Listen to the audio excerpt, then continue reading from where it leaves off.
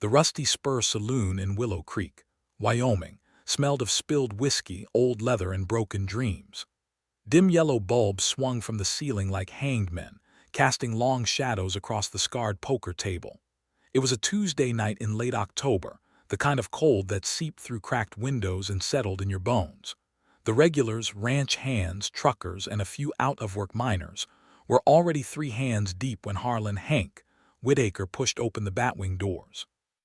61 years old, shoulders still broad from a lifetime of fence-mending and cattle work, Hank wore a faded denim jacket, scuffed boots, and the same battered gray Stetson his grandfather had given him the day he turned 18. His face was weathered like the Thunder Basin hills outside, etched with lines that grief had deepened over the last 2 years. The table went quiet for half a second, then erupted in low chuckles. "Well, look what the wind dragged in," drawled Big Mike Callahan, the feed store owner, a fat cigar clamped between his teeth. "Hank Whitaker, thought you crawled off to die after you lost the last of your herd." Hank didn't smile. He pulled out the last chair, the one with the wobbly leg, and sat. From his shirt pocket he drew a thin envelope, his final Social Security check, cashed that afternoon. He counted out $212 in crumpled bills and laid them on the green felt like it was a royal flush. The laughter grew louder. $200, snorted young Caleb Ruiz, barely 25 and already half drunk. "That won't even buy you a round of drinks, old man. Go home before you embarrass yourself." Hank looked each man in the eye, calm as still water. "Deal me in." They laughed harder. They figured it was charity, or maybe the old cowboy had finally lost his mind after Abigail's funeral. Nobody knew Hank had spent the last 3 nights staring at an old, yellowed map his grandfather had hidden in the barn rafters. Nobody knew that map showed a forgotten trail system through the Thunder Basin wilderness, trails no four-wheeler or tourist jeep could ever reach. And nobody knew Hank had been waiting for this exact moment. Because he had shocking plans. The game was Texas Hold'em, no limit. Hank played tight, folding more than he bet, letting the others bleed each other dry. By midnight the pot had grown ugly. Big Mike was sweating. Caleb was cursing. Then the final hand came down. Big Mike shoved everything in, his last $400, the keys to his new Dodge, and in a drunken flourish, the bill of sale for 8 burros he'd taken off a broke prospector 2 weeks earlier. "They're yours if you win 'em, Hank. Good luck feeding 8 stubborn jackasses on $200. The table howled. Hank didn't blink. He pushed his remaining $73 forward, met the raise, and laid down his cards. Full house, jacks over 10s. The laughter died like a match in the rain. Big Mike stared, mouth open. Caleb slammed his fist so hard the table jumped. Hank simply gathered the bill of sale, folded it neatly, and tucked it into his shirt pocket next to his grandfather's map. "Gentlemen," he said quietly, "pleasure doing business." He walked out into the cold Wyoming night while the saloon erupted behind him.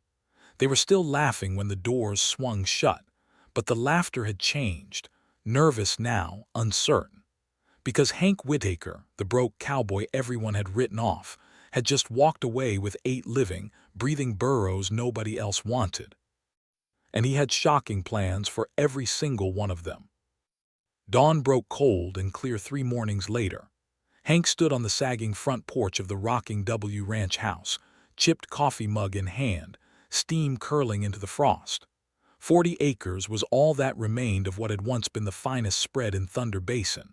200 head of black Angus, 6 hired men, a barn full of equipment, gone. Sold off piece by piece to pay the hospital bills after Abigail's long fight with cancer. The house itself looked tired, paint peeling, porch swing hanging crooked on rusted chains. Flower beds Abigail had once tended now choked with thistle and sage. Hank counted heads in the back pasture the way he had every morning since the poker game. There they were, 8 burros, small, tough, long-eared, and stubborn as the Wyoming wind. He'd named them already, the way a man names family. Thunder, biggest male; coal-black with a white blaze, standing like a sentinel near the fence. Daisy, smaller, dusty brown, already bossing the others around. Rusty, red dun, ears forever twitching at every sound. Pearl, pale gray, gentle eyes, already letting Hank scratch behind her ears. Grit, Sage, Bandit, and Little Bit, each one carrying a personality Hank was starting to read like trail signs. He muttered under his breath, "Y'all are either my salvation or my ruin." Thunder lifted his head and looked straight at Hank with calm, dark eyes. No judgment, just patience. Hank's grandfather, old Samuel Whitaker, had always said animals were the best judges of character. They didn't care about your bank account or your reputation. They cared about whether you showed up. Right now, Hank wasn't sure he deserved their trust. Behind him, the ranch house stood silent. Abigail's reading glasses still rested on the nightstand beside the half-finished novel. She'd never returned to the library. Her favorite blue mug waited in the cupboard. Hank had tried to pack her things away more than once. Each time he ended up on the bedroom floor, memories pressing down like a Wyoming blizzard.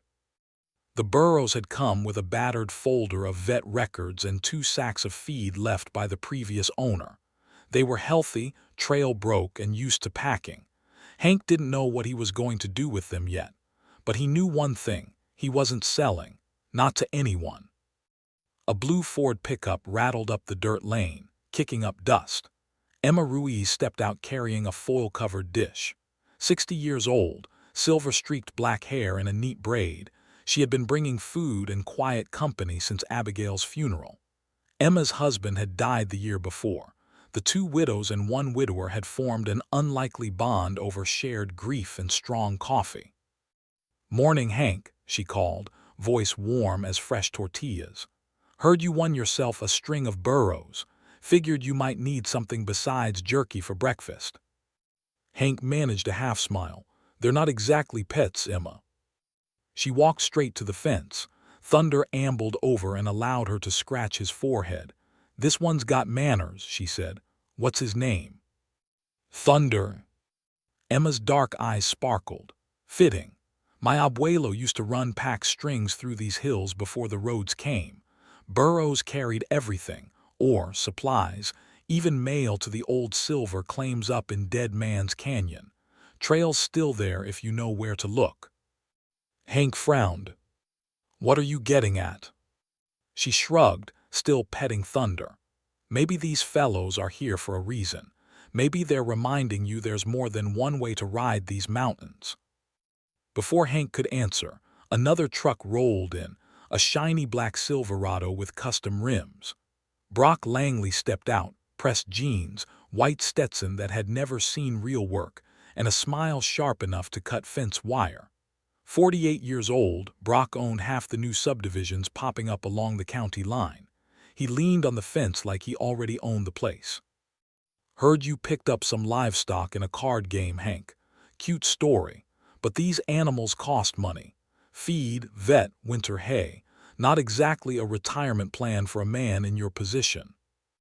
Emma folded her arms. Hank said nothing. Brock's eyes swept the 40 acres. "You know I've always liked this parcel. Good bones, close to town. You ever decide you're ready to sell, my door's open. Cash offer, no games." Hank stepped closer to the fence. "I'm not selling, Brock." The developer's smile never wavered. "Just trying to help a neighbor." He tipped his hat and drove away, dust swirling behind him like a warning. That night Hank couldn't sleep. He ended up in the barn for the first time in months. Moonlight sliced through the cracks. In the far corner, under a dusty tarp, sat his grandfather's old army footlocker. Inside, ancient leather pack saddles, halters, and a hand-drawn map on brittle paper. The lines showed trails winding through Thunder Basin like veins of silver. At the bottom lay a leather journal, Samuel Whitaker's careful handwriting faded but clear. "These mountains don't care about your plans," one entry read. "But if you listen, they'll give you purpose." Hank sat on an old crate, listening to the soft sounds of 8 burros shifting in the pasture. For the first time since Abigail's death, something stirred inside his chest, small, stubborn, and alive. Maybe 8 burrows weren't a joke. Maybe they were the hand he'd been waiting to play. The next morning Hank was in the barn before sunrise, Samuel's journal open on a wooden sawhorse. Thunder stood patiently tied to a post while Hank struggled with an old pack saddle. "This shouldn't be this hard," he muttered. Thunder turned his head and gave him a slow, patient blink. Hank had spent half the night reading. Every page spoke of balance, patience, respect. Samuel had packed for miners, hunters, even the Forest Service back when trails were the only roads. It wasn't work, it was service. A truck door slammed. Emma stepped into the barn carrying a thermos. "Heard struggling from down the road," she said lightly. "Brought coffee and 2 hands that know what they're doing." Within an hour the saddle sat perfectly balanced on Thunder's back. Empty panniers hung even on both sides. When Hank stepped back, Thunder took a steady step forward and looked back as if to say, "See, not so bad." Over the next weeks Hank worked with each burro. Daisy was eager but needed constant praise. Rusty was energetic and tried to rush everything. Grit preferred his own pace and refused to be hurried. The more Hank worked, the more the weight on his chest lifted. He wasn't just feeding animals. He was remembering how to breathe. Then the phone rang. "Mr. Whitaker," a woman's voice, excited. "This is Dr. Lena Morales from the university. Emma mentioned you might know the old trails to the lost silver mine." Hank glanced at Samuel's map spread across the kitchen table. "I might." Dr. Morales and her husband arrived that afternoon carrying old survey notes. They wanted to reach the abandoned mine for research, something about historical silver deposits and climate data. They offered $800 for a 3-day guided pack trip. Hank stared at the check after they left. $800, more money than he'd seen in one place in 2 years. He walked to the pasture. Thunder met him at the fence. "This is either the dumbest idea I've ever had," Hank told him, "or the beginning of something." 2 weeks later the Morales expedition left at dawn. Frost glittered on the sage. 8 burros stood loaded and calm. Thunder led the string, steady as bedrock. Hank walked at the head, reins loose, heart hammering. The first day followed an old logging trace Hank had hiked as a boy. The burros moved in perfect single file. At Willow Creek, the bridge was gone. Water ran chest-deep on the animals. "Is it safe?" Dr. Morales asked, voice tight. "We're about to find out." Thunder stepped in without hesitation, testing each hoof. The others followed. When young Rusty hesitated, Hank waded in beside him, talking low until the burro trusted the crossing. On the far bank, Dr. Morales lowered her camera. "They think," she whispered. "You can see them thinking." Hank felt something he hadn't felt in years, pride. That night around the fire under a sky thick with stars, Dr. Morales said quietly, "You've got something special here, Hank. People would pay a lot to experience this. Real wilderness, real history, at burro pace." Hank stared into the flames.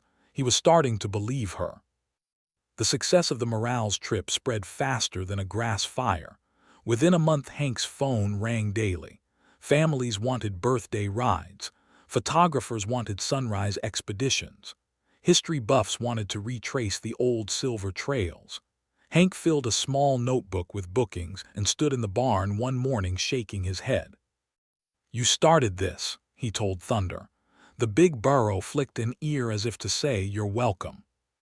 Emma brought over a stack of printed flyers she designed on her computer. "Boone Heritage Trails," she said with a proud smile. "You're booked through July." But not everyone was happy. Brock Langley began showing up more often. Polite questions turned into pressure. Rumors circulated that Hank was operating illegally on public land. One night, a section of fence was cut. Hank found Thunder leading the whole string back from the national forest at sunrise, calm as ever. "They're trying to scare you," Emma said, jaw tight. Hank looked at the 8 burros grazing peacefully. "They picked the wrong man." Then came the discovery that changed everything. One raw afternoon while cleaning the barn, Hank pried up a loose floorboard near the back wall. Beneath it lay a second, smaller trunk Samuel had hidden more than a century earlier. Inside, yellowed mineral surveys, handwritten letters, and legal deeds. Detailed proof that rich silver veins ran beneath the rocking W. Veins Samuel had legally claimed and then deliberately hidden from the greedy mining companies of his day. Hank's hands shook as he read the final document, a modern geological report dated only 18 months earlier. The name at the top, Langley Resource Development, LLC. Brock had known. For years he had been trying to force Hank off the land, not for subdivisions, but for the silver buried beneath it. That evening Hank drove to Brock's office and laid the papers on the desk. "You knew," he said quietly. Brock's smile slipped. "You don't understand how big this is, Hank. That silver could change the whole county, jobs, revenue." "It would destroy the valley," Hank answered. "I'm not selling, not now, not ever." The legal battle began before the first snow. Brock's company filed suit claiming the mineral rights had lapsed. Lawyers from Cheyenne arrived in shiny SUVs. Surveyors trespassed with drones. Pressure came from every direction. But Hank had Samuel's deeds. He had the trails. And he had something Brock could never buy, people who had found healing walking beside his burrows. Customers wrote letters. Environmental groups offered testimony. Even the county sheriff quietly let it be known he stood with Hank. The courtroom in Cheyenne was packed the day of the hearing. Hank wore the same dark suit he'd worn to Abigail's funeral. Across the aisle Brock sat surrounded by expensive attorneys. Brock spoke of progress, jobs, the future. Hank stood simply. "My grandfather protected this land because he understood its worth can't be measured in dollars. I'm just trying to honor that." The judge ordered something unexpected, a site visit. 2 weeks later, a caravan followed Hank's pack string up the mountain. The judge walked beside Thunder while Hank demonstrated how the burros carried loads across fragile terrain without damage. They reached Sentinel Ridge at sunset. The entire Thunder Basin spread below them, gold and green and wild. "This," Hank said softly, "is what would be lost." The judge stood in silence a long time. 6 months later the ruling came down. Hank Whitaker owned the mineral rights outright. Brock Langley's development plans collapsed under investigation for fraudulent claims elsewhere. He left the county before the ink was dry. Spring arrived soft and green. Hank expanded the barn. Emma's nephew Danny came to work full-time. A carved wooden sign went up at the gate, Whitaker Heritage Trails. Thunder's picture appeared in travel magazines. Bookings poured in from across the country. One quiet evening at sunset Hank and Emma stood on the porch. The burros grazed below, their soft brays drifting across the basin. Hank took her hand. "Marry me, Emma." She smiled, eyes shining. "Took you long enough, cowboy." They married right there on the porch with the burros as witnesses, and the Wyoming sky as their cathedral. Months later Hank walked up the hill to his grandfather's grave. Thunder followed close behind like a faithful shadow. Hank read the weathered headstone aloud. "The trails remember." He looked out over the valley, untouched, alive, breathing. Samuel had known some treasure lay underground, but the real wealth walked on 4 sure feet and carried people back to themselves. That evening, as thunderheads gathered over the peaks, Hank sat on the porch swing beside Emma. The chains no longer creaked. He had oiled them that morning. The burros settled in the pasture, their gentle sounds echoing across Thunder Basin like a promise kept. A year ago he had been a broken man, with nothing but a losing hand. Now he was guardian of a legacy. And the 8 burros that once made the whole saloon laugh had become the strongest hand Harlan Whitaker had ever played.